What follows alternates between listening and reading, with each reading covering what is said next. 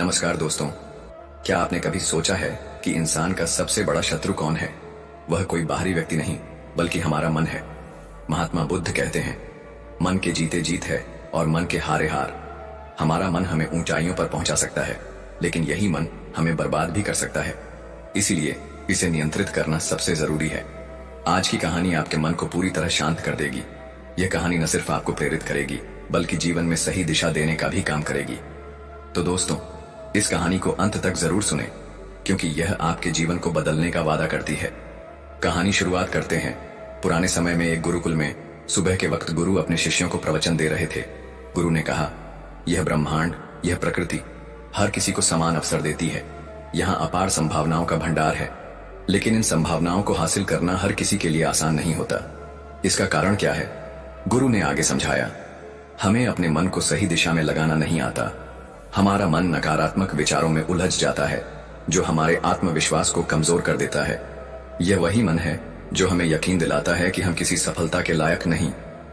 गुरु ने शिष्यों से पूछा, क्या आपके अंदर वह जज्बा है जो मुश्किल हालातों में भी आपको हार मानने से रोक सके?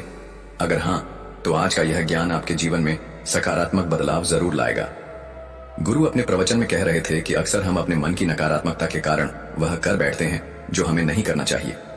यही नकारात्मक भावनाएं हमारे अंदर छुपी बुराई को बाहर लाती हैं और हम गलत फैसले लेने लगते हैं। इतने में एक शिष्य खड़ा हुआ और विनम्रता से पूछा, गुरुदेव, कृपया बताइए कि हम अपने अंदर की बुराई और नकारात्मकता का सामना कैसे करें और कैसे जीवन को सकारात्मक विचारों के साथ जिएं। गुरु ने मुस्कुराते हुए उत्तर दिया, खुश रहना उतना कठिन नहीं है जितना आप सोचते हैं। बस हर सुबह और शाम अपने विचारों को सही दिशा देना सीखो। गुरु ने समझाया कि हर नया दिन एक नई शुरुआत और नई उम्मीदें लेकर आता है, इसीलिए अपने हर दिन का स्वागत पूरे दिल से करें। गुरु ने कहा, कौन जानता है कल क्या होगा? आने वाला समय किसी ने नहीं देखा, लेकिन आज आपके पास है। इसे बेहतर बनाने का मौका मत गवाओ। जिंदगी को ऐसे जियो जैसे हर दिन आपका नया जन्म हो। इससे न केवल आपका मन शांत रहेगा, बल्कि आप अपने करीबियों से और भी गहरा प्रेम कर पाएंगे। उन्होंने आगे कहा, अगर आप सफलता चाहते हैं तो बदलाव को अपनाना सीखें। गुरु ने समझाया कि जीवन में बदलाव लाना और उसे स्वीकार करना ही सफलता का पहला कदम है। उन्होंने शिष्यों से कहा, आराम की स्थिति में रहते हुए आप कुछ बड़ा हासिल नहीं कर सकते। समय के साथ बदलना और मुश्किलों का सामना करना आपको मजबूत बनाता है। हर चुनौती आपको एक नया सबक और अनुभव देती है, और यही अनुभव आपको सफलता के करीब ले जाता है। गुरु ने चेतावनी दी, अगर आप बुरे काम करके यह सोचते हैं कि आपके साथ कुछ अच्छा होगा, तो यह आपकी सबसे बड़ी भूल है। अच्छे परिणाम चाहते हो तो अच्छे विचारों और कर्मों को अपनाना होगा। गुरु ने अपने शिष्यों से कहा, हमारी सोच और हमारे कर्म ही हमारी दुनिया को परिभाषित करते हैं। अपने विचारों और कर्मों पर नियंत्रण रखें और आप देखेंगे कि यह ब्रह्मांड भी आप पर अपनी कृपा बरसाएगा। गुरु ने कहा, हमारी जिंदगी में बहुत कुछ हमारी सोच पर निर्भर करता है। फिर उन्होंने समझाया, एक नकारात्मक सोच वाला व्यक्ति दुनिया में केवल बुराई ही देखता है, जबकि एक सकारात्मक सोच वाला इंसान जीवन की खूबसूरती और उन अनमोल चीजों को महसूस करता है जो हमें ईश्वर की कृपा से मिली हैं। गुरु ने शिष्यों को सलाह दी, अपने मन को शांत रखना सीखो। दिन भर की भाग दौड़ और परेशानियों के बीच खुद को शांत रखने का कोई तरीका अपनाओ। उन्होंने आगे कहा, एक शांत मन आपको अपने अंतरात्मा में झांकने का मौका देता है। जब आप खुद से सवाल करते हैं, मैं कौन हूं? कंपोनेंट प्लेसमेंट, मेरे जीवन का उद्देश्य क्या है? जरेनिया, क्या मैं एक अच्छा इंसान हूं? स्विंगाल, क्या मैं अपने परिवार के प्रति अच्छा पति, पिता या बेटा हूं? तो आप अपने जीवन की गहराइयों को समझने लगते हैं। गुरु ने बताया कि आत्मनिरीक्षण से व्यक्ति अपने आसपास की चीजों और लोगों को बेहतर समझने लगता है। उन्होंने कहा, जब आप खुद को जान लेते हैं तो छोटी छोटी बातों पर परेशान होना या उदास होना छोड़ देते हैं। आपको समझ में आता है कि आपके हर काम का एक असर होता है। जो काम आपको दुखी करता है उसे मत करें, और जो चीज खुशी देती है उसे जरूर करें। गुरु ने अपने विचार साझा करते हुए कहा, जिंदगी एक बार मिलती है तो इसे भरपूर जियो। जो आपका दिल चाहता है उसे पूरा करने का प्रयास करो, लेकिन मनमानी और बुद्धिमानी के बीच फर्क समझो। हर काम करने से पहले अपनी अंतरात्मा की आवाज सुनो। उन्होंने प्रेरित करते हुए कहा, अगर आपका दिल कहता है कि आपको नया व्यापार शुरू करना है, किसी नई जगह पर जाकर कुछ बड़ा करना है या कोई नया अनुभव लेना है, तो उसे करने की पूरी कोशिश करो। यह मत सोचो कि इसका परिणाम क्या होगा। प्रयास करने से आपका सबसे बड़ा डर यही हो सकता है कि सफलता न मिले। लेकिन कम से कम आपको यह पछतावा नहीं रहेगा कि आपने कोशिश ही नहीं की। गुरु ने शिष्यों को समझाया, कुछ न करने से असफल हो जाना कहीं बेहतर है। असफलता भी एक अनुभव है, लेकिन कोशिश न करना एक ऐसा पछतावा है जो आपको जीवन भर कचोटता रहेगा। फिर गुरु ने कहा, आपकी अंतरात्मा हमेशा आपका भला चाहती है। इसकी आवाज को कभी नजरअंदाज मत करो। जब भी आप कुछ गलत करने की सोचते हैं तो आपकी अंतरात्मा सबसे पहले आपको रोकने की कोशिश करती है। यह ऊपर वाले का दिया हुआ सबसे अनमोल उपहार है, जिसे हम बुद्धि या समझदारी कहते हैं। उन्होंने जीवन का एक अनमोल पाठ देते हुए कहा, जिंदगी की खूबसूरती को समझने के लिए अपने अंदर झांक कर देखो। जो कुछ भी तुम्हारे पास है उसे पहचानो और उसका आभार मानो। दुखी मत हो कि तुम्हारे पास क्या नहीं है, खुश रहो कि तुम्हारे पास कितना कुछ है। गुरु ने अंत में कहा, अपने शब्दों का चयन सोच समझ कर करो, क्योंकि शब्दों में तलवार से भी अधिक ताकत होती है। वे न केवल आपके जीवन को प्रभावित करते हैं, बल्कि आपके आसपास के लोगों को भी गहराई से प्रभावित करते हैं। गुरु कुछ देर तक मौन रहे और उनके शब्द शिष्यों के मन में गूंजते रहे। गुरु ने कहा, बात करने का तरीका बहुत मायने रखता है। कभी ऐसी बात मत कहो जो किसी और को बुरी लगे या उसका दिल दुखाए। साफ और स्पष्ट राय रखना एक अच्छी बात है, लेकिन इसे कहने का तरीका सभ्य और विनम्र होना चाहिए। सच भी प्रेम और सभ्यता के साथ कहा जा सकता है। उन्होंने आगे समझाया, यदि आप क्रोध में हैं तब भी दूसरों को कठोर या अपमानजनक बातें कहने से बचें। ऐसा न हो कि गुस्से में कहे गए शब्दों पर आपको बाद में पछताना पड़े। हमेशा अपनी आवाज में नरमी और सौम्यता रखें। बात साफ साफ कहें, लेकिन प्रेम और सम्मान के साथ कहें। गुरु ने शिष्यों को प्रेरित करते हुए कहा, एक अच्छा इंसान बनने के लिए आपको केवल यह आदतें अपनानी होंगी। हालांकि इन आदतों को अपने स्वभाव का हिस्सा बनाने में समय लगता है, क्योंकि इसके लिए निरंतर अभ्यास और प्रयास करना पड़ता है। गुरु ने एक सवाल दिया, खुद से पूछो, क्या मैं एक अच्छा इंसान हूं? क्यों मैं खुद को अच्छा मानता हूं? मेरे अंदर ऐसी कौन सी खास बातें हैं? मैं दूसरों के साथ किस तरह से पेश आता हूं? उन्होंने कहा, शुरुआत में ऐसे सवाल करना अजीब लग सकता है, लेकिन यह आपके अंदर झांकने और अपनी कमजोरियों को पहचानने का सबसे अच्छा तरीका है। जैसे जैसे आप इन सवालों के जवाब खोजने लगेंगे, आप अपने स्वभाव को विनम्र और शांत रखने की ओर बढ़ेंगे। गुरु ने कहा, एक अच्छा इंसान बनने के लिए अपनी कमियों को पहचानना और उन्हें दूर करने का प्रयास करना सबसे जरूरी है।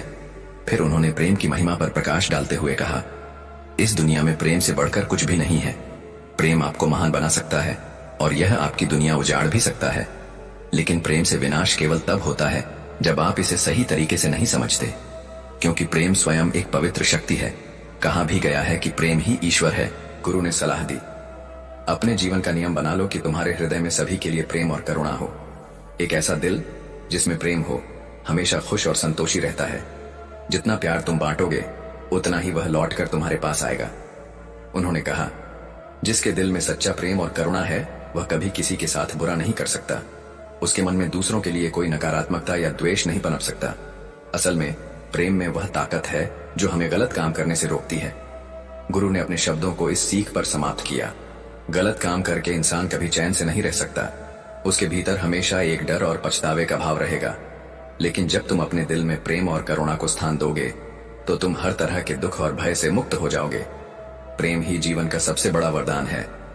गुरु की बातें सुनकर शिष्य गहरी सोच में डूब गए। उनके शब्द दिल और आत्मा को छू गए। गुरु ने कहा, गलत काम करना छोड़ दो। जब तुम सच्चाई और ईमानदारी के मार्ग पर चलने लगोगे तो तुम्हें इतनी खुशी और संतुष्टि मिलेगी कि तुम्हारी पूरी जिंदगी चैन और सुकून से भर जाएगी। उन्होंने समझाया, स्वार्थी और धोखेबाज लोग चाहे कितना ही खुश रहने का दिखावा करें, लेकिन उनकी अंदरूनी दुनिया हमेशा दुख और अशांति से भरी रहती है। गंदे काम और नकारात्मक विचार न तो हमें खुश रहने देते हैं और न ही हमारे जीवन में शांति लाते हैं। गुरु ने अपनी बात समाप्त करते हुए कहा, जहां सच्ची खुशी होती है वहीं प्रेम होता है और प्रेम ही जीवन को सुंदर बनाता है। इसके बाद गुरु का प्रवचन समाप्त हुआ और सभी शिष्य अपने अपने दैनिक कार्यों में लग गए। दोस्तों, इस तरह के सकारात्मक विचार अपने मन को दें। आप देखेंगे कि आपके जीवन में बदलाव जरूर आएगा। तो चलिए अब बढ़ते हैं हमारी दूसरी कहानी की ओर। दूसरी कहानी बहुत समय पहले की बात है। एक नगरी में एक युवक रहा करता था। देखने में उसका जीवन संपूर्ण लगता था। उसके पास सब कुछ था, माता पिता, पत्नी, बच्चे, रहने के लिए सुंदर घर, खाने के लिए स्वादिष्ट भोजन और पहनने के लिए अच्छे कपड़े। लेकिन इसके बावजूद वह हमेशा चिंतित और परेशान रहता था। वह सोचता, मेरे पास सब कुछ है, लेकिन मेरे दिल को सुकून क्यों नहीं मिलता? मुझे हमेशा बेचैनी क्यों महसूस होती है? उसने अपने आसपास के कुछ लोगों को हमेशा खुश और मस्त रहते हुए देखा। उसे लगा कि शायद जीवन का असली सुकून घूमने फिरने और मौज मस्ती में है। वह सोचता, मित्रों के साथ अलग अलग जगहों पर घूमना और मजे करना ही जीवन का असली आनंद है। एक दिन उसकी मुलाकात एक ऐसे व्यक्ति से हुई जो दिन रात केवल घूमता फिरता और मौज मस्ती करता था। उस युवक ने उस व्यक्ति से कहा, मित्र, तुम्हें तो घूमने फिरने में बहुत आनंद आता होगा। हर दिन तुम्हें कुछ नया देखने और सीखने को मिलता होगा। तुम्हारा जीवन तो बहुत खुशहाल और सुकून भरा लगता है। तुम हमेशा खुश रहते होगे। लेकिन उस व्यक्ति ने गहरी सांस लेते हुए कहा, नहीं मित्र, ऐसा नहीं है। बिना मकसद के इधर उधर घूमना मुझे कोई आनंद नहीं देता। मुझे ना इसमें खुशी मिलती है और ना ही चैन। सच कहूं, मुझे तो एक ऐसा घर चाहिए जहां मैं सुकून से रह सकूं, चैन से सो सकूं और अपना जीवन संतोष के साथ जी सकूं।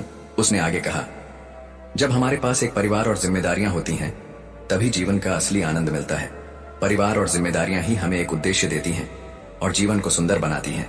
केवल घूमने फिरने और मजे करने से सुकून नहीं मिलता। युवक को यह सुनकर गहरा विचार आया। वह सोचने लगा, क्या सुकून वास्तव में अपने परिवार और जिम्मेदारियों को समझने और निभाने में है? दोस्तों, यह कहानी हमें सिखाती है कि सुकून केवल मौज मस्ती और भटकने में नहीं, बल्कि अपने जीवन के उद्देश्य को पहचानने, परिवार के साथ समय बिताने और अपने कर्तव्यों को निभाने में है। तो इस कहानी से कुछ प्रेरणा लें और अपने जीवन को सकारात्मक दिशा में आगे बढ़ाएं। उस घुमक्कड़ व्यक्ति ने गहरी सांस लेते हुए कहा, इस तरह का अकेला जीवन भला कौन जीना चाहेगा? यूं अकेले जीवन बिताना कितना भारी पड़ता है, ये तुम समझ भी नहीं सकते। मेरे जीवन में न कोई आनंद है और न ही कोई सुकून। ये सुनकर उस युवक का भ्रम टूट गया। उसे एहसास हुआ कि केवल घूमने फिरने और मौज मस्ती करने में जीवन का असली सुख नहीं है। अब वह इस सच्चाई को समझने के लिए एक ऐसे व्यक्ति की तलाश में निकल पड़ा जो यह कह सके कि उसका जीवन पूरी तरह सुकून भरा है। सबसे पहले वह एक व्यापारी के पास गया। उसने व्यापारी से पूछा, आपके पास तो इतना धन, शान शौकत और बड़ा व्यापार है। आपकी जिंदगी तो बड़े सुकून से बीत रही होगी, है ना? व्यापारी ने हल्की मुस्कान के साथ जवाब दिया, सुकून? मेरे जीवन में तो केवल चिंता ही चिंता है। हर वक्त यह डर सताता है कि कहीं मेरा व्यापार डूब न जाए। अगर मेरे विरोधी मुझसे आगे निकल गए तो क्या होगा? मेरा व्यापार पूरी तरह चौपट हो सकता है। ऐसे में सुकून कहां? मैं तो हमेशा परेशान और चिंतित रहता हूं। यह सुनकर वह व्यक्ति चुपचाप वहां से चला गया। इसके बाद वह एक किसान के पास पहुंचा और पूछा, तुम्हारे पास खेत खलिहान है, प्रकृति के बीच तुम काम करते हो, तुम्हारी जिंदगी तो सुकून भरी होनी चाहिए। क्या यह सच है? किसान ने सिर झुकाकर कहा, मित्र, सुकून की तो बात ही मत करो। हर वक्त यह डर लगा रहता है कि कहीं फसल खराब हो गई तो क्या करूंगा? अपने परिवार का पेट कैसे भरूंगा? 2 वक्त की रोटी का इंतजाम कैसे होगा? मेरे जीवन में तो बस चिंता ही चिंता है। यह सुनकर युवक का दिल और भारी हो गया। फिर वह एक मजदूर के पास गया। उसने मजदूर से पूछा, तुम्हें तो मेहनत करने का फल मिलता होगा, क्या तुम्हारे जीवन में सुकून है? मजदूर ने थकी हुई आवाज में कहा, सुकून? हर दिन काम का बोझ और यह चिंता कि कल काम मिलेगा या नहीं, मुझे चैन से जीने नहीं देती। मेरी जिंदगी तो सिर्फ संघर्ष है। इसके बाद वह एक अधिकारी से मिलने गया। उसने अधिकारी से कहा, आपके पास तो पद प्रतिष्ठा और हर सुख सुविधा है, आपका जीवन तो निश्चित ही सुकून भरा होगा। लेकिन अधिकारी ने निराशा के साथ उत्तर दिया, मित्र, मेरी जिंदगी में सुकून नहीं है। मेरे ऊपर हमेशा जिम्मेदारियों का भारी बोझ होता है। हर वक्त मुझे अपने काम और दूसरों की उम्मीदों के बीच संतुलन बनाना पड़ता है। हर दिन नई समस्याएं और नई चिंताएं सामने आती हैं। युवक का एहसास। युवक ने सभी से पूछा, व्यापारी, किसान, मजदूर, अधिकारी, लेकिन उसे कोई भी ऐसा व्यक्ति नहीं मिला जो कह सके कि उसके जीवन में सुकून और खुशियां हैं। हर व्यक्ति अपने अपने जीवन में परेशानियों और चिंताओं से घिरा हुआ था।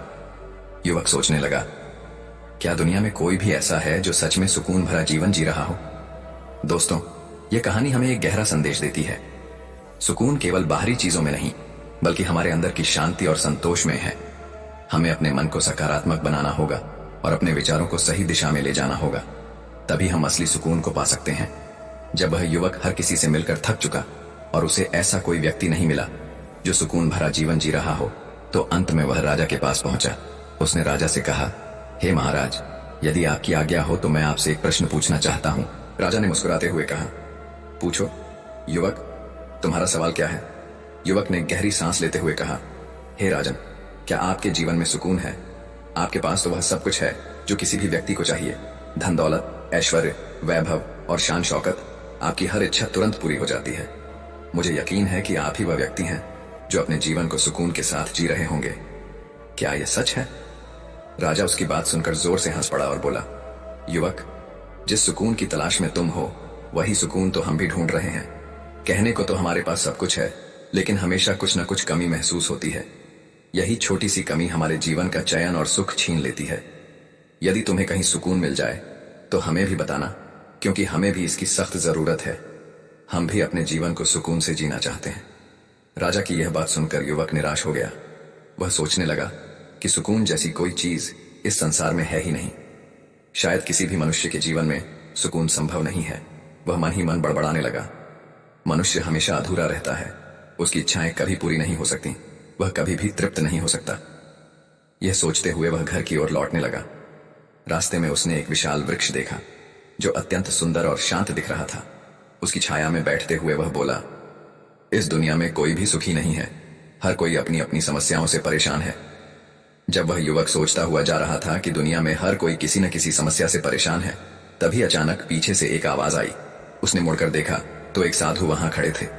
साधु ने उससे कहा, बेटा, मुझे बहुत भूख लगी है, क्या तुम मुझे कुछ भोजन दे सकते हो? युवक ने उत्तर दिया, हे महाराज, आप जितना चाहें उतना भोजन मैं आपको दूंगा, लेकिन उससे पहले आपको मेरे एक सवाल का जवाब देना होगा। साधु ने मुस्कुराते हुए कहा, पूछो, तुम्हें क्या जानना है? युवक ने गहरी सांस लेते हुए कहा, हे महाराज, मैं बस इतना जानना चाहता हूं कि क्या इस संसार में कोई ऐसा व्यक्ति है जिसके जीवन में सुकून हो। मैंने हर जगह खोजबीन की, कई लोगों से मिला, उनके जीवन के बारे में जाना, लेकिन हर किसी ने यही कहा कि वह अपनी समस्याओं और इच्छाओं से परेशान है। यहां तक कि मैं राजा के पास भी गया, उन्होंने भी कहा कि कोई ना कोई कमी हमेशा मन को बेचैन रखती है। क्या सच में ऐसा कोई व्यक्ति है जो पूरी तरह सुकून में जीता हो? साधु ने उसकी बात ध्यान से सुनी और उत्तर दिया, बेटा, तुम गलत दिशा में खोज रहे हो। इस संसार में जितने भी लोग हैं उनके जीवन में सुकून है। यह सुनकर युवक हैरान रह गया। उसने अविश्वास से पूछा, महाराज, यह आप क्या कह रहे हैं? मैंने हर जगह देखा, हर किसी से पूछा, किसी ने भी यह नहीं कहा कि उसका जीवन सुकून से भरा हुआ है। और दूसरों की बात क्या करें, मैं खुद हमेशा अपनी इच्छाओं और परिस्थितियों को लेकर चिंतित रहता हूं। फिर आप कैसे कह सकते हैं कि सभी के जीवन में सुकून है? साधु ने शांत स्वर में उत्तर दिया, बेटा, सुकून सभी के जीवन में है, बस फर्क इतना है कि हम मनुष्य हमेशा उन चीजों के पीछे भागते हैं जो हमारे पास नहीं होती। युवक उलझन में पड़ गया। उसने कहा, हे महाराज, मैं आपकी बात समझ नहीं पा रहा हूं, कृपया इसे और स्पष्ट करें। साधु ने मुस्कुराते हुए कहा, बेटा, तुम्हारे पास भी सब कुछ है। तुम्हारे पास एक अच्छा घर है, खाने के लिए स्वादिष्ट भोजन है, अच्छे कपड़े हैं, तुम्हारे माता पिता, पत्नी और बच्चे तुम्हारे साथ हैं, तुम्हारा परिवार भरा पूरा और सुखी है। लेकिन तुम्हारा मन सुकून नहीं पा रहा, क्योंकि तुम उन चीजों की ओर देख रहे हो जो तुम्हारे पास नहीं है। साधु की बातें सुनने के बाद युवक ने कहा, लेकिन महाराज, अपनी इच्छाओं की पूर्ति करना तो स्वाभाविक है। जैसे कि अभी मैं यह जानना चाहता हूं कि क्या किसी के जीवन में सुकून है। यही मेरी इच्छा है और इसने मुझे यहां वहां भटकने पर मजबूर कर दिया है। क्या यही मेरी बेचैनी की वजह है? साधु ने मुस्कुराते हुए कहा, बिल्कुल बेटा, यही तुम्हारी इच्छा तुम्हें इधर उधर दौड़ा रही है। तुम्हारा मन बेचैन इसलिए है क्योंकि वह इस इच्छा की पूर्ति के पीछे भाग रहा है। जो सुकून तुम्हारे पास पहले से मौजूद है वह भी इस बेचैनी में खो गया है। युवक ने उलझन भरे स्वर में कहा, महाराज, मुझे अभी आपकी बात पूरी तरह समझ नहीं आई। आखिर आप कहना क्या चाहते हैं? साधु ने गहरी सांस लेते हुए कहा, बेटा, सोचो, किसी भी व्यक्ति को सुकून कब मिलता है? उसका मन शांत और संतुष्ट कब होता है? युवक ने तुरंत उत्तर दिया, महाराज, जब किसी व्यक्ति की कोई इच्छा पूरी हो जाती है तब उसका मन अति प्रसन्न होता है। जब वह जो चाहता है उसे मिल जाता है तब उसे चैन और सुकून मिलता है। साधु ने सिर हिलाते हुए कहा, तुमने सही कहा, लेकिन यह भी सच है कि इच्छाएं कभी भी स्थायी सुकून नहीं देती। चाहे तुम कितनी भी बड़ी बड़ी इच्छाओं को पूरा कर लो, वे तुम्हें सुकून नहीं दे सकती। उल्टा यह तुम्हारे मन का चैन भी छीन लेती है। युवक ने गंभीरता से पूछा, महाराज, तो क्या हमें अपनी इच्छाओं की पूर्ति नहीं करनी चाहिए? क्या हमें सुख की खोज में नहीं जाना चाहिए? साधु ने कहा, बेटा, मैं यह नहीं कह रहा कि तुम्हें अपनी इच्छाओं की पूर्ति नहीं करनी चाहिए। इच्छाएं जीवन का हिस्सा हैं, लेकिन जिस सुकून की तलाश में तुम हो वह तुम्हारे बाहर नहीं है। सुकून किसी वस्तु, परिस्थिति या इच्छा की पूर्ति से नहीं मिलता। सुकून भीतर है, तुम्हारे मन में। इसे पाने के लिए तुम्हें अपने मन को समझना होगा, अपनी इच्छाओं के पीछे भागने के बजाय यह देखना होगा कि तुम्हारे पास पहले से कितना कुछ है। सुकून कहीं से लाया नहीं जाता, यह तो पहले से ही हर किसी के पास होता है। साधु ने युवक से कहा, बेटा, सुकून हर किसी के पास है। इसे पाने के लिए बस एकांत चाहिए। जब तुम शांत होकर इसे समझते हो तो आनंद की वर्षा होती है। जिस व्यक्ति के पास एकांत है उसके पास आनंद भी है, और जिस व्यक्ति के पास आनंद है वह दुनिया का सबसे मजबूत और सबसे शक्तिशाली व्यक्ति है। फिर उन्होंने आगे कहा, ऐसा व्यक्ति किसी भी परिस्थिति में डगमगाता नहीं है, चाहे सुख हो या दुख, यहां तक कि अपने अंतिम समय में भी वह आनंद से भरा रहता है। युवक ने चकित होकर कहा, महाराज, आपकी बातें गूढ़ हैं, मुझे इनमें से कुछ भी पूरी तरह समझ नहीं आया। क्या आप कोई उदाहरण देकर इसे समझा सकते हैं? साधु ने मुस्कुराते हुए कहा, चलो मेरे साथ, मैं तुम्हें एक उदाहरण देकर समझाता हूं। साधु युवक को अपने आश्रम ले गए। वहां एक कुत्ता खेल रहा था। साधु ने उस कुत्ते की ओर इशारा करते हुए कहा, बेटा, इस कुत्ते को देख रहे हो? युवक ने उत्तर दिया, हाँ महाराज, मैं देख रहा हूं। साधु ने फिर कहा, इसकी पूंछ पर ध्यान दो, देखो यह अपनी पूंछ को कैसे हिला रहा है। युवक ने जवाब दिया, हाँ महाराज, मैं देख रहा हूं, वह अपनी पूंछ को बड़े जोश से हिला रहा है। साधु बोले, इस कुत्ते के लिए अपनी पूंछ हिलाना ही उसका सबसे बड़ा सुख है, यह उसके लिए खास है। युवक ने अचरज से पूछा, लेकिन महाराज, यह एक कुत्ता है, उसकी पूंछ हिलाने का सुख और सुकून से क्या लेना देना? साधु ने मुस्कुराते हुए कहा, रुको, मैं तुम्हें दिखाता हूं। साधु ने कुत्ते की पूंछ को पकड़कर उसे कुत्ते के सामने लहराना शुरू कर दिया। कुत्ते ने जैसे ही अपनी पूंछ देखी, वह उसे पकड़ने के लिए गोल गोल भागने लगा, लेकिन अपनी पूंछ पकड़ नहीं पाया। दौड़ते दौड़ते वह गिर पड़ा। फिर भी उसने हार नहीं मानी और दोबारा अपनी पूंछ पकड़ने की कोशिश करने लगा। काफी देर तक ऐसा चलता रहा। आखिरकार थककर और परेशान होकर कुत्ता चुपचाप बैठ गया। यह दृश्य युवक और साधु चुपचाप देखते रहे। साधु ने युवक से कहा, बेटा, देखा तुमने, यह कुत्ता अपनी ही पूंछ को पकड़ने के लिए भाग रहा था, लेकिन वह इसे पकड़ नहीं पाया। युवक ने सिर हिलाते हुए कहा, हाँ महाराज, लेकिन इसका क्या अर्थ है? साधु ने गहरी आवाज में कहा, हमारे पास भी सुकून ऐसा ही रहता है जैसे इस कुत्ते की पूंछ। जिस तरह यह कुत्ता अपनी पूंछ को पकड़ने के लिए गोल गोल भागता रहा, उसी तरह हम भी अपने जीवन में सुख, चैन और सुकून पाने के लिए भागते रहते हैं, लेकिन यह पहले से ही हमारे पास है। हम अपने अंदर के सुकून को देखने के बजाय बाहर उसे ढूंढते रहते हैं। यही हमारी सबसे बड़ी भूल है। युवक ने साधु से कहा, हे महाराज, मुझे अब आपकी बात समझ में आ रही है, लेकिन अभी भी पूरी तरह से नहीं समझ पा रहा हूं। अगर आप मुझे मेरा सुकून दिखाएंगे नहीं, तो मुझे कैसे पता चलेगा कि मैं किस चीज के पीछे भाग रहा हूं और मुझे किस सुकून की तलाश है? साधु युवक को एक तालाब के किनारे ले गए, जहां एकांत था। चारों ओर हरियाली फैली हुई थी और पेड़ पौधे लदे हुए थे। साधु एक पेड़ की छांव में बैठ गए और अपनी आंखें बंद कर लीं। युवक को लगने लगा कि शायद अब वह साधु उसे उसका सुकून दिखाएंगे। वह यह सोचने लगा कि अब कोई चमत्कार होगा और वह समझ पाएगा कि उसे किस सुकून की तलाश है। साधु ध्यान में लीन हो गए और युवक चुपचाप उनके चमत्कारी कार्य का इंतजार करने लगा, लेकिन समय बीतते बीतते कुछ नहीं हुआ। अब युवक का मन विचलित होने लगा। उसने सोचा, मैं कब से यहां खड़ा हूं और ये साधु आंखें बंद करके बैठे हुए हैं, जबकि मुझे कोई जवाब नहीं मिल रहा। युवक ने साधु से कहा, हे महाराज, आप क्या कर रहे हैं? आप आंखें बंद करके क्यों बैठे हैं? आपने मुझे यहां क्यों लाया है? मुझे तो लगा था कि आप मुझे मेरा सुकून दिखाने आए हैं, लेकिन आप तो बस पेड़ की छांव में बैठे हैं और आनंद ले रहे हैं। लेकिन साधु ने कुछ नहीं कहा। उनका ध्यान किसी और दिशा में था। युवक का गुस्सा बढ़ने लगा और वह इधर उधर टहलने लगा, सोचते हुए कि साधु आखिरकार उसे जवाब देंगे। लेकिन समय बीतता जा रहा था और साधु ने आंखें नहीं खोली। दोस्तों, आगे की कहानी दूसरी आवाज में सुनते हैं। काफी देर बाद युवक को प्यास लगी। उसने तालाब से पानी पिया और एक पेड़ की छांव में बैठ गया। फिर जब साधु ने अपनी आंखें नहीं खोली, तो युवक को और भी असहजता महसूस होने लगी। वह चुपचाप लेट गया और आकाश की ओर देखने लगा। अब उसे यह उम्मीद भी नहीं थी कि साधु उसकी किसी भी बात का जवाब देंगे। वह बस लेटा रहा। कुछ समय बाद अचानक उसे पक्षियों की आवाजें, जानवरों की आवाज, पानी के बहने की आवाज और हवाओं की सरसराहट सुनाई दी। इन आवाजों को सुनकर उसे बहुत सुकून और आनंद महसूस होने लगा। उसका मन पूरी तरह से शांत हो गया और उसे गहरी नींद आ गई। जब उसने आंखें खोली तो देखा कि साधु पास ही खड़े हैं। युवक तुरंत उठते हुए बोला, हे महाराज, आपने तो मुझे मेरा सुकून नहीं दिखाया। मैं इतना समय परेशान हो रहा था और आप आंखें खोलने का नाम ही नहीं ले रहे थे। साधु ने मुस्कुराते हुए कहा, बेटा, तुम परेशान हो रहे हो, लेकिन क्या तुम्हें पहले आनंद की अनुभूति नहीं हुई? क्या तुमने चैन और सुकून नहीं महसूस किया? युवक ने कहा, हाँ महाराज, जब मैं लेटा हुआ था तब मुझे बहुत शांति और चैन मिल रहा था। मेरा मन पूरी तरह से शांत था और मुझे आनंद की अनुभूति हो रही थी। साधु ने मुस्कुराते हुए कहा, बेटा, यही तो सुकून है, लेकिन जिस सुकून को तुमने महसूस किया वह केवल बाहर की दुनिया से संबंधित था।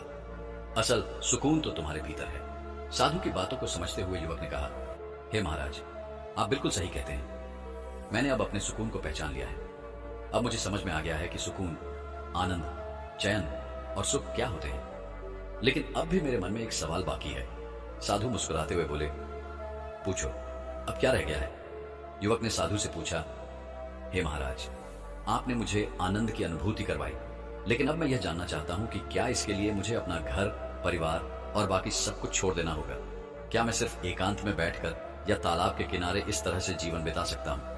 अगर ऐसा है तो मेरा जीवन नहीं चलेगा, और अगर यही तरीका है तो शायद मैं फिर से कभी भी उस आनंद की अनुभूति नहीं कर पाऊंगा। साधु हंसी के साथ बोले, बेटा, जिस आनंद की अनुभूति तुमने की थी वह केवल कुछ क्षणों का था और वह बाहर की परिस्थितियों पर निर्भर था। लेकिन तुम जो एकांत और शांति महसूस कर रहे थे वह भीतर की ओर जाने का रास्ता था। यदि तुम इस एकांत को अपने भीतर उतार सको तो तुम हमेशा ही अपने सुकून को महसूस कर सकते हो, उस आनंद की अनुभूति को भीतर में महसूस कर सकते हो। युवक ने फिर पूछा, लेकिन गुरुजी, मैं भीतर की ओर कैसे उतर सकता हूं? मैं उस आनंद को अपने भीतर कैसे महसूस कर सकता हूं? साधु मुस्कुराए और युवक से बोले, बेटा, तुम्हें समझना होगा कि बाहरी दुनिया से जितनी भी खुशियां मिलती हैं वे अस्थायी होती हैं, लेकिन जब तुम भीतर से शांत हो जाते हो तब तुम हमेशा सुकून में रह सकते हो। चाहे तुम किसी भी जगह रहो, चाहे भीड़ में हो या संसार के सारे काम कर रहे हो, तुम अंदर से सुकून से भरपूर रह सकते हो। और जब तुम अपने काम में आनंद और शांति महसूस करते हो तो वह काम हमेशा सफल होता है। साधु ने युवक को ध्यान की महिमा बताते हुए कहा, बेटा, इसका केवल एक ही मार्ग है और वह है ध्यान। ध्यान करके तुम अपने भीतर की ओर उतर सकते हो, अपने आप को पहचान सकते हो और अपने आनंद की अनुभूति भी कर सकते हो। मन के एकांत पर ध्यान दो, भीड़ का हिस्सा मत बनो। अपने शरीर की ऊर्जा को व्यर्थ न जाया करो, बल्कि इसे शांत रहकर एकांत में अपने भीतर उतरने में लगाओ। जब तुम एकांत में रहोगे तब तुम्हें तुम्हारी हर समस्या का समाधान मिल जाएगा और तुम्हारा काम सफल होगा, क्योंकि तुम हर काम को अपनी पूरी लगन और मेहनत से कर पाओगे। साधु आगे बोले, अगर तुम किसी लक्ष्य को पाना चाहते हो तो यही ध्यान तुम्हें तुम्हारे लक्ष्य तक पहुंचाने में मदद करेगा। तुम जीवन की उन हर सफलताओं को हासिल कर सकोगे जो तुम चाहते हो। इतना कहकर वह साधु शांत हो गए। युवक ने उन साधु को प्रणाम किया और कहा, हे महाराज, मुझे आपकी सारी बातें अच्छी तरह से समझ में आ गई हैं। फिर वह युवक अपने घर की ओर लौट आया। अब हम शुरू करते हैं एक और दिलचस्प कहानी जो बहुत पहले की है। यह कहानी एक नगरी के एक व्यक्ति की है जिसे इस संसार से मन भर चुका था। वह संसार की मोह माया को त्याग देना चाहता था। एक दिन उसने फैसला किया कि वह इस जीवन की हर मोह माया को छोड़ देगा। उस व्यक्ति ने देखा था कि सन्यासियों का जीवन कैसा होता है और उसने तय कर लिया कि वह भी एक सन्यासी बनेगा। तुरंत ही वह अपने घर से निकला और पास के एक बौद्ध भिक्षु के पास गया। वह भिक्षु से कहता है, मुझे एक सन्यासी जीवन जीना है, मैं इस संसार की मोह माया को त्याग देना चाहता हूं। बौद्ध भिक्षु ने पूछा, क्या तुम सच में सन्यासी जीवन जीना चाहते हो? क्या तुमने यह तय कर लिया है? व्यक्ति ने आत्मविश्वास से जवाब दिया, जी बिल्कुल, मैंने यह तय कर लिया है। भिक्षु ने कहा, ठीक है, लेकिन तुम्हें मेरी एक बात माननी होगी। व्यक्ति ने उत्तर दिया, मैं आपकी सारी बातें मानने के लिए तैयार हूं। भिक्षु मुस्कुराते हुए बोले, तो ठीक है, लेकिन आज के बाद तुम मुझसे कभी नहीं मिलोगे। जब मुझे लगेगा और मुझे किसी चीज की जरूरत होगी तो मैं तुम्हें खुद ही बुला लूंगा। हमारे आश्रम में 1000 से ज्यादा सन्यासी रहते हैं और तुम्हें भी उन्हीं की तरह रहना होगा, उन्हीं की तरह खाना पीना और उन्हीं की तरह वस्त्र पहनने होंगे। जैसा वह जीवन जी रहे हैं, ठीक उसी प्रकार का जीवन तुम्हें भी जीना होगा। व्यक्ति ने कहा, ठीक है गुरुदेव, मैं तैयार हूं। इतना कहकर उसने बौद्ध भिक्षु को प्रणाम किया और आश्रम की ओर चल पड़ा। आश्रम में पहुंचने के बाद उसे एक कमरा मिला जिसमें वह चुपचाप जाकर बैठ गया। आश्रम में रहने वाले सभी लोग उस व्यक्ति को चावल कूटने का काम देते थे। वह व्यक्ति हर दिन उन 1000 सन्यासियों के लिए चावल कूटने का काम करता था। जब भी वह थक जाता तो वहीं बैठकर सो जाता और फिर अपनी नींद पूरी होने के बाद फिर से काम में लग जाता था। इसी तरह कई दिन बीत गए। उसे लगता था कि जब भी गुरुदेव को उसकी आवश्यकता होगी वह उसे खुद ही बुला लेंगे। उसे यह सोचने की कोई जरूरत नहीं थी कि उसे गुरुवर से मिलना चाहिए। वह बस इसी इंतजार में दिन बिता रहा था। वह दिन रात चावल कूटने में व्यस्त रहता क्योंकि गुरुदेव ने उसे यही काम करने को कहा था। धीरे धीरे 1 साल बीत गया, लेकिन उन बौद्ध भिक्षुओं ने उसे अभी तक नहीं बुलाया। दूसरे साल का अंत भी हो गया, फिर तीसरा साल भी वैसे ही बीत गया। कुल मिलाकर 12 साल बीत गए और वह व्यक्ति लगातार चावल कूटते हुए वहीं रह रहा था। इस दौरान उसके मन में अब कोई विचार नहीं रहते थे, न कोई समस्या, न कोई अड़चन। वह बस अपने गुरु के आदेशानुसार काम करता जा रहा था। एक दिन वह भिक्षु काफी वृद्ध हो गए थे और उन्हें यह एहसास हुआ कि उनका समय अब खत्म होने को है। उन्हें अब अपने उत्तराधिकारी को चुनना था। उन्होंने आश्रम में घोषणा करवा दी कि जो भी उनका उत्तराधिकारी बनना चाहता है वह अंधेरी रात में उनके कमरे की बाहरी दीवार पर 4 पंक्तियां लिखकर जाएगा। इन पंक्तियों में उसे जीवन को जीने का सही तरीका बताना होगा और यह बताना होगा कि इस जीवन का सत्य क्या है। भिक्षु ने यह भी कहा कि यह पंक्तियां उसे अपने अनुभव से ही लिखनी होंगी। जो भी इस काम में सफल होगा वही उनका असली उत्तराधिकारी बनेगा। सभी शिष्यों में इस बात को लेकर उत्साह था, लेकिन कोई भी यह जोखिम उठाने को तैयार नहीं था। कोई भी भिक्षु गुरुदेव के सामने अपनी योग्यता साबित करने की हिम्मत नहीं कर रहा था। हालांकि आश्रम के 1000 शिष्यों में से एक शिष्य ऐसा था जिसने हिम्मत दिखाई। वह विद्वान शिष्य अंधेरी रात में गुरुवर के कमरे के बाहर की दीवार पर यह पंक्तियां लिखता है। मन एक दर्पण की तरह है जिसमें धूल जम जाती है। उस शिष्य ने बड़ी हिम्मत के साथ दीवार पर लिखे गए 4 शब्दों को लिखा। मन एक दर्पण की तरह है जिसमें धूल जम जाती है और उसे साफ कर दो तो सत्य अनुभव में आ जाता है और सत्य मिल जाता है। वह शिष्य उस रात चुपचाप आश्रम छोड़कर चला गया था। अगली सुबह जब बौद्ध भिक्षु अपने कमरे से बाहर आए तो उन्होंने दीवार पर लिखे इन शब्दों को देखा और चिल्लाते हुए कहा, किस मूर्ख ने मेरी दीवार को खराब कर दिया है, उसे पकड़कर मेरे पास लाओ। जब आश्रम में यह खबर फैली तो सभी को यह पता चला कि वह विद्वान शिष्य रात के अंधेरे में इन शब्दों को लिखकर आश्रम छोड़ चुका था। उसने जाते जाते अपने दोस्तों से यह भी कहा था कि अगर गुरुवर को मेरी लिखी पंक्तियां पसंद आ जाएं तो तुम मुझे जरूर बताना, और अगर वह नाराज हो तो मेरा नाम मत बताना। यह सुनकर आश्रम के सभी लोग बहुत चिंतित हो गए। उन्होंने सोचा, इतनी सुंदर और सत्य पंक्तियां लिखी गई हैं, फिर गुरुवर को क्यों गुस्सा आ गया? वे समझ नहीं पा रहे थे कि ऐसा क्या गलत था। शब्दों और विचारों की धूल को साफ कर देने से सत्य का प्रतिबिंब दिखता है, तो फिर इसमें क्या गलत है? गुरुवर को इतनी अच्छी बातें सुनकर गुस्सा क्यों आ रहा है? ये सोचते हुए आश्रम में 4 शिष्य आपस में बातें कर रहे थे और तभी वे चावल कूटने वाले व्यक्ति के पास से गुजरते हैं। यह सब सुनकर वह व्यक्ति जोर जोर से हंसने लगता है। शिष्य यह देखकर उससे पूछते हैं, क्या तुम्हें इसमें हंसी आ रही है? तुम्हें इसमें क्या गलत लगा? वह व्यक्ति हंसते हुए जवाब देता है, गुरुवर ने सही कहा है, यह सब किसी समझदार ने नहीं लिखा होगा। यह सुनकर वे चारों शिष्य गुस्से में आ जाते हैं और कहते हैं, तुम क्या जानोगे? तुम तो 12 सालों से सिर्फ चावल कूट रहे हो। तुम्हारे पास ज्ञान क्या है? न तुम्हें शास्त्रों का ज्ञान है और ना ही गुरुवर ने तुम्हें कोई शिक्षा दी है। फिर तुम यह कैसे जान सकते हो कि क्या सही है?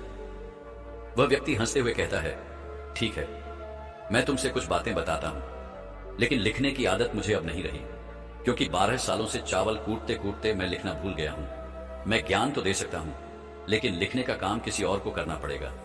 और यह भी याद रखना, मुझे उत्तराधिकारी बनने का कोई शौक नहीं है।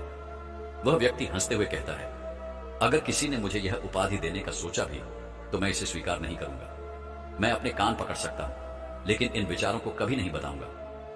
यह सुनकर चारों शिष्य कहने लगे, ठीक है, तुम्हें यह उपाधि कोई नहीं देगा, लेकिन वह शब्द जो तुम कह रहे हो वह बताओ, हम लिखेंगे। वह व्यक्ति कुछ सोचते हुए कहता है, ठीक है, सुनो जो मैं कह रहा हूं। कैसा दर्पण कैसी धूल, न कोई दर्पण न कोई धूल, जो इसे जान लेता है वह सत्य को प्राप्त हो जाता है। यह बात धीरे धीरे गुरुवर के कानों में पहुंच जाती है। आधी रात को गुरु उस चावल कूटने वाले व्यक्ति के पास आते हैं और कहते हैं, तुम यहां से चले जाओ, वरना यहां रहने वाले आश्रम के सभी 1000 लोग तुम्हें छोड़ देंगे। ये मेरा चोगा ले लो। तुम चाहे उत्तराधिकारी बनना चाहो या ना चाहो, इससे कोई फर्क नहीं पड़ता, लेकिन जो शब्द तुमने कहे थे वही असली सत्य है और जीवन के अनुभव को दर्शाते हैं। गुरु ने आगे कहा, मन ही मन मैंने तुम्हें अपना उत्तराधिकारी मान लिया है। अगर ये बातें 1000 आश्रम के लोगों तक पहुंच गईं, तो वे इसे बर्दाश्त नहीं कर पाएंगे।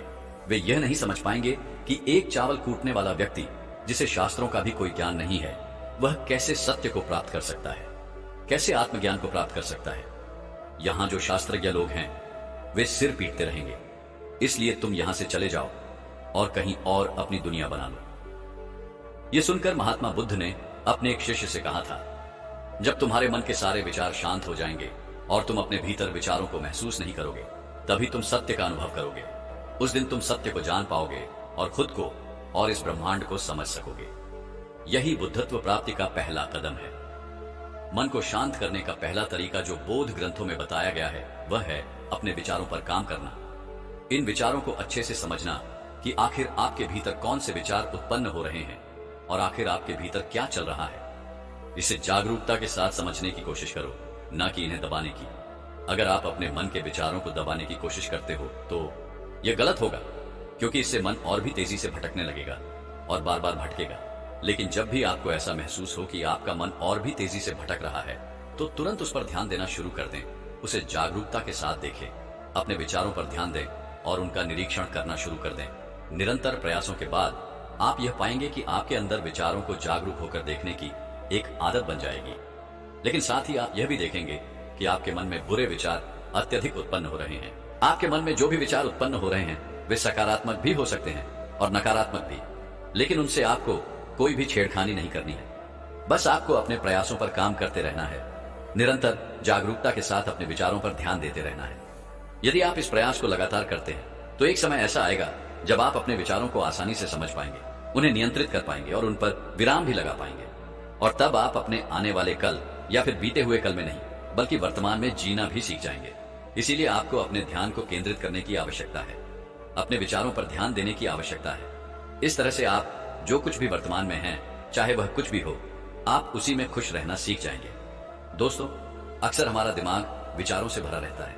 हम लोगों के बारे में, अपने बारे में, अपने काम के बारे में, परिवार के बारे में सोचते रहते हैं और वही सब सोचते रहते हैं जो हमारे दिमाग में भरा होता है। वह कभी भी साफ नहीं होता और इसीलिए वह सब बार बार आता है और हम दुखी और चिंतित रहते हैं। लेकिन इस कहानी से आप अपने मन को अच्छी तरह से साफ कर पाएंगे।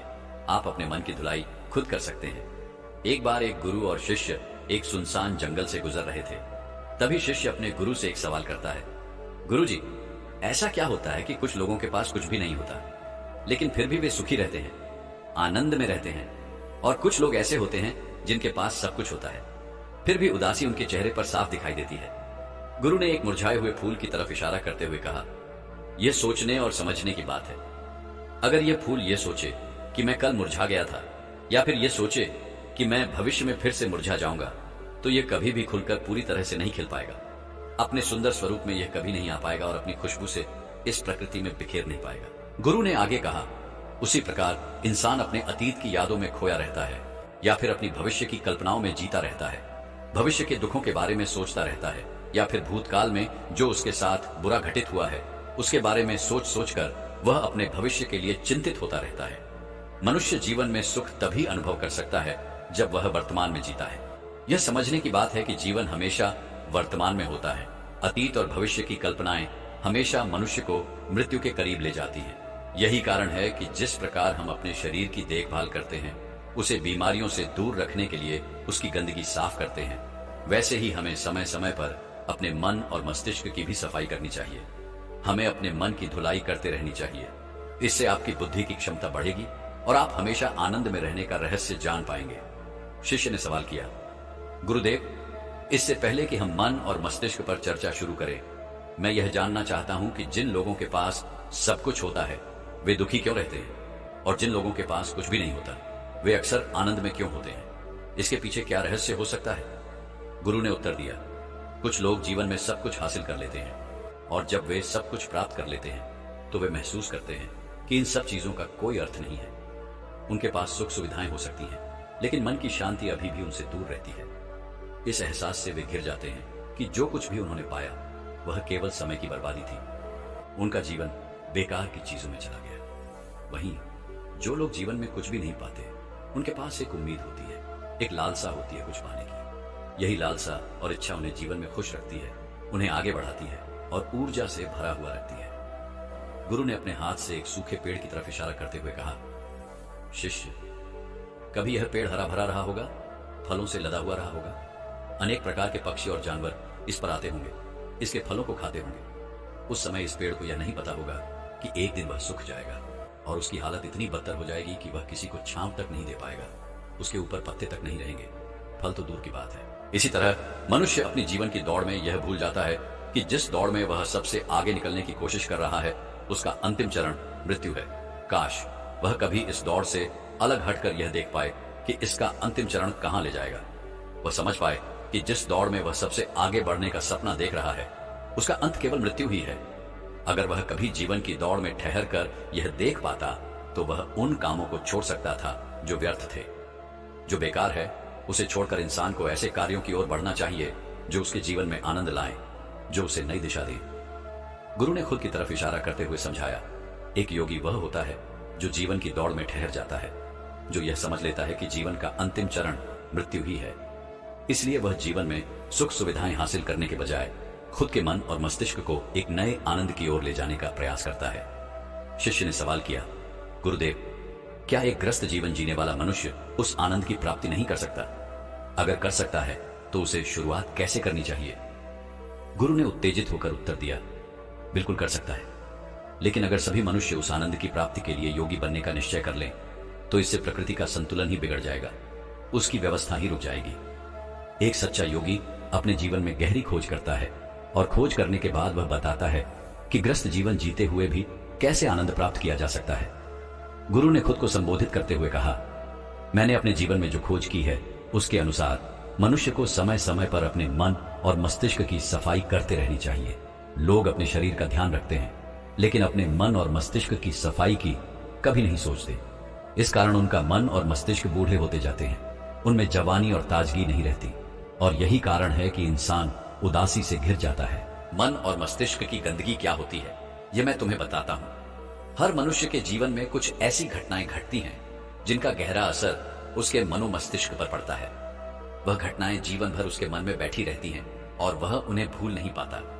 यही घटनाएं उसके मन में गांठ पैदा कर देती हैं और भविष्य में जब भी वह कुछ करता है ये घटनाएं उसे प्रभावित करती हैं। वे उसके विचारों और निर्णयों को पूरी तरह बदल देती हैं। ऐसे व्यक्ति की दृष्टि भी भ्रमित हो जाती है, वह सत्य स्वरूप को नहीं देख पाता।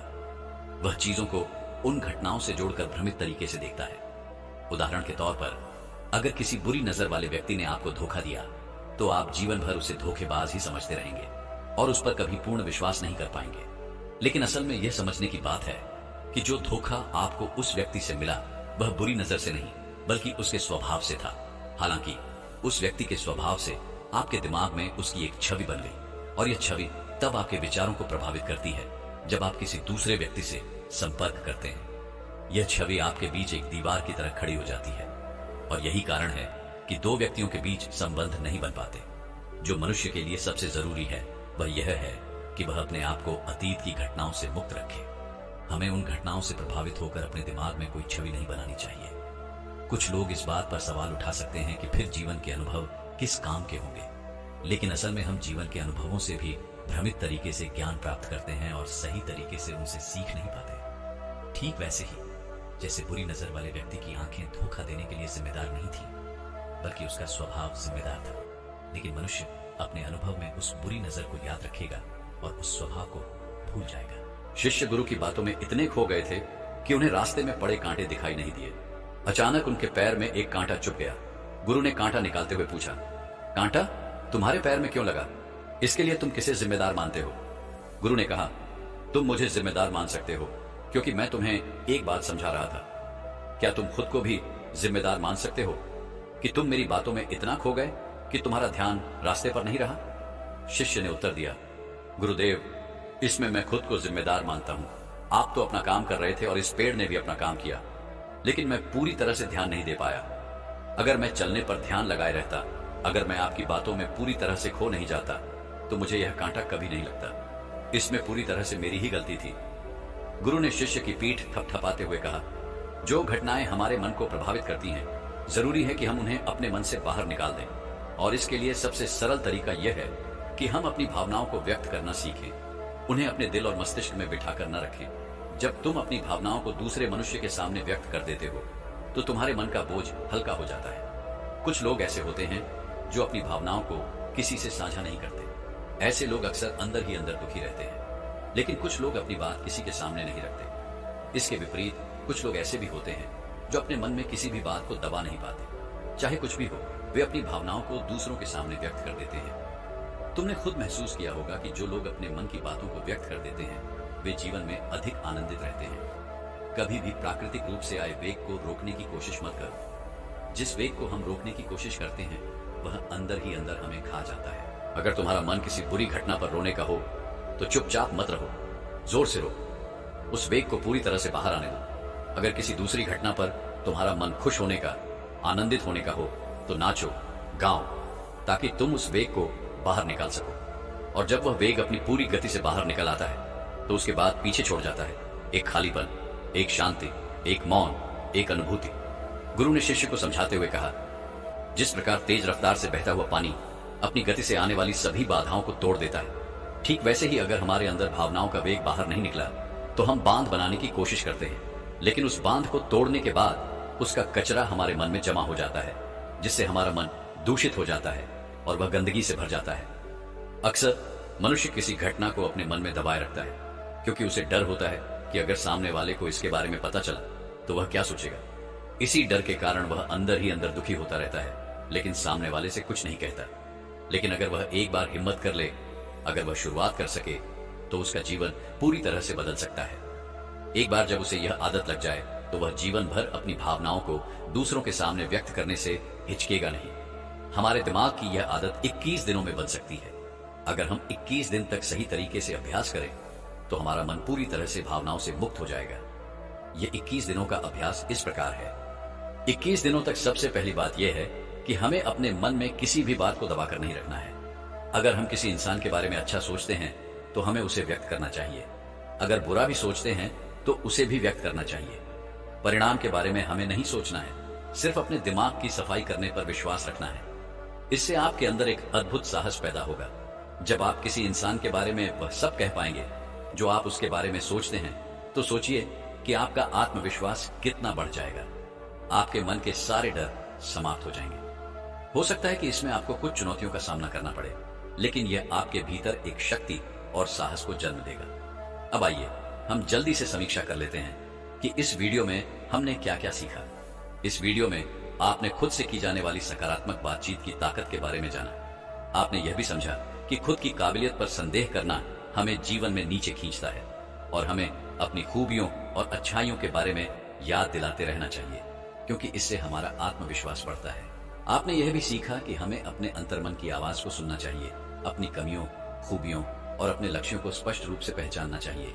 हमेशा सकारात्मक सोच रखनी चाहिए और यह याद रखना चाहिए कि अगर हम ठान लें तो जीवन में कुछ भी असंभव नहीं है। आपने इस वीडियो में अच्छाई की अहमियत के बारे में भी जाना। असल में अच्छा होना सफलता से भी कहीं ज्यादा जरूरी है। इस दुनिया में पहले से ही बहुत सारी बुराइयां हैं और हमारे अंदर की बुराई हमें मानसिक और शारीरिक दोनों रूप से कमजोर बनाती है। इसलिए जितना हो सके अपने मन और विचारों को पवित्र रखो, अच्छा सोचो, अच्छा करो और अपने अंदर की बुराई को सिर उठाने मत दो। ये सब करना केवल हमारे हाथ में है। जहां भी जाओ लोगों का भला करने का प्रयास करो, क्योंकि इस दुनिया में खुशी बांटने से जो सुकून मिलता है वह किसी और चीज से नहीं मिलता। इस दुनिया में अच्छे लोगों की बेहद कमी है, इसलिए जितना हो सके अच्छा सोचो और अच्छा करो। आज और अभी से अपने सपनों को पूरा करने में जुट जाओ। तो दोस्तों, मुझे उम्मीद है कि आपको इस कहानी से एक अच्छी सीख मिली होगी। ये कहानी आपको कैसी लगी हमें कमेंट बॉक्स में जरूर बताएं। मुझे उम्मीद है कि इस वीडियो को सुनने से आपके जीवन में अच्छे बदलाव आएंगे। आपने इस वीडियो से क्या सीखा यह भी हमें कमेंट करके जरूर बताएं। और अगर आपको यह वीडियो दिल से अच्छी लगी हो तो इसे लाइक कर दें और हमारे चैनल को सब्सक्राइब करना ना भूलें। आपका हर दिन शुभ हो और खुशियों से भरा रहे। धन्यवाद।